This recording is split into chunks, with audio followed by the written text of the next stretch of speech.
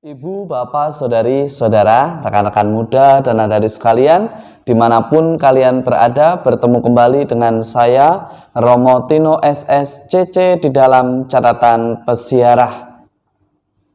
Orang bahagia selalu belajar bijaksana di dalam persiarahan hidupnya, dan dengan cinta yang tulus, ia akan menemukan sukacita yang sejati. Sebelum kita mendengarkan permenungan dari catatan pesiarah, marilah kita membuat tanda kemenangan Kristus. Dalam nama Bapa dan Putera dan Roh Kudus. Amin. Allah Bapa Maha Pemurah, Engkau telah mengutus Putramu sebagai satu-satunya jaminan keselamatan. Semoga kehadirannya membuat kami bertindak bijaksana dan selalu tekun mengamalkan kebaikan seturut teladannya. Demi Kristus pengantara kami. Amin. Ibu, bapak, saudari, saudara, rekan-rekan muda, dan adik sekalian yang terkasih, pada catatan pesiarah yang sebelumnya kita diajak untuk berbuat baik, itu tidak musiman. Hari ini kita diajak untuk belajar berbuat baik dengan bijaksana. Tentu berbuat baik yang tepat dan benar. Kadang kita karena dikuasai oleh perasaan, belas kasih atau kasihan, akhirnya kita tidak bijaksana di dalam menolong sesama. Maka yang terjadi seringkali kita kecewa, merasa sudah menolong tetapi tidak ada perubahan.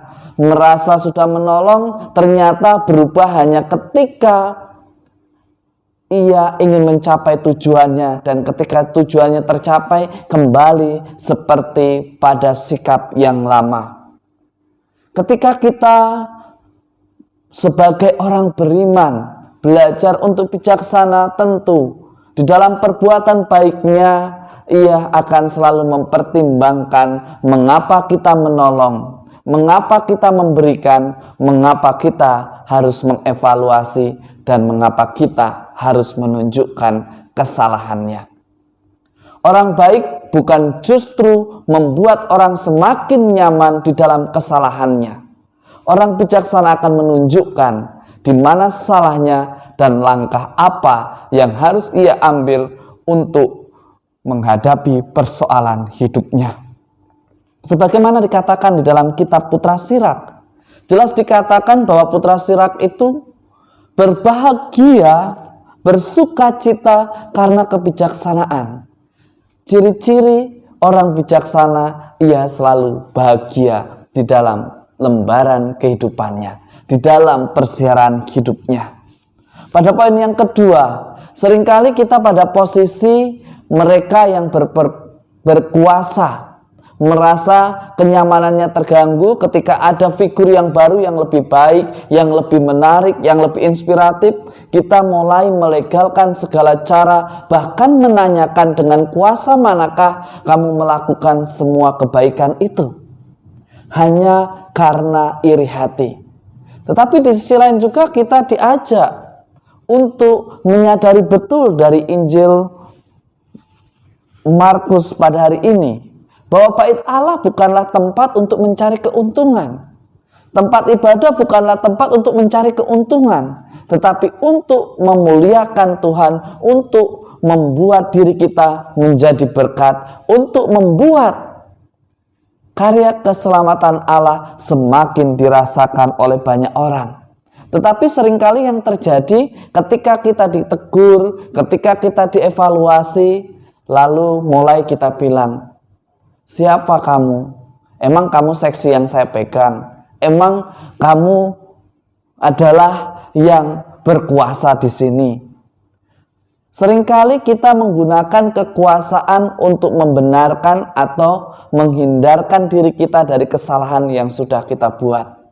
Mari kita belajar. Hari ini kita diajak untuk rendah hati. Ciri-ciri orang bijaksana, selain dia bahagia, ia tahu kapan dia salah. Ia tahu kapan dia harus mengatakan, maaf, saya salah, mana yang salah mohon diperbaiki dan ditunjukkan. Itu adalah salah satu orang bijaksana.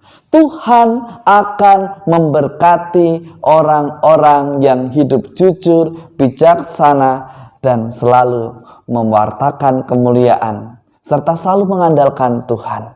Hari ini kita diajak untuk belajar dari Yesus untuk berani mendobrak kenyamanan yang salah.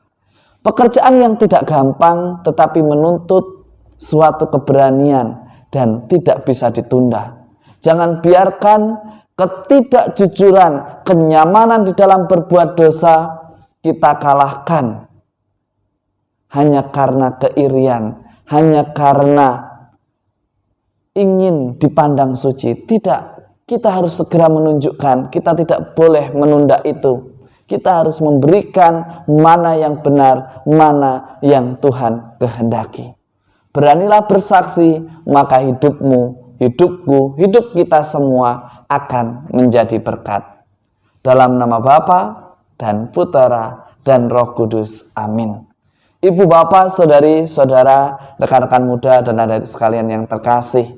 Seringkali ketika kita dievaluasi, kita mengatakan, kamu siapa? Apa bedanya kita dengan orang Farisi yang menanyakan tentang kuasa manakah yang Yesus gunakan? Tetapi beranikah kita mendengarkan, dan jika itu sesuatu yang tepat, benar, mengapa kita harus tetap egois, tetap mengaku bahwa apa yang kita lakukan yang terbaik? Mari kita belajar. Maaf, saya salah, tunjukkan kesalahan saya, dan saya akan berusaha sebaik mungkin.